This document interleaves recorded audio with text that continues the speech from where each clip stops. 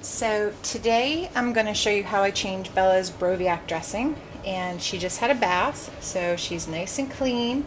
And when she gets clean and really soaked and soapy and wet, we usually have to change this whole dressing here, which is called her Broviac dressing, and we take it off completely. And I've just washed my hands, so I'm good.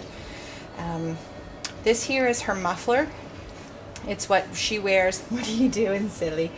It's what we put on her when she's not on the vent, so it kind of looks like a little St. Bernard barrel.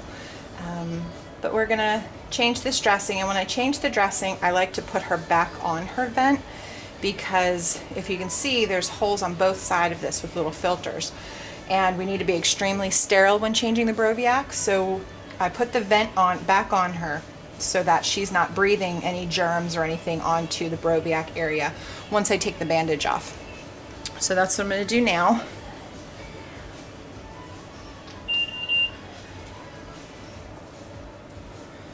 And I just take this off, put on her vent. So now she's breathing any germs are going into the vent and not onto her Broviac. So what I start by doing is, again, I've already washed my hands.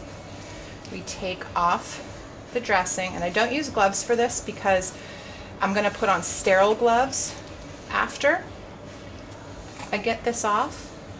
And it's taped, but because we gave her a bath and we soaked her up really good, she's saying no, that it does hurt.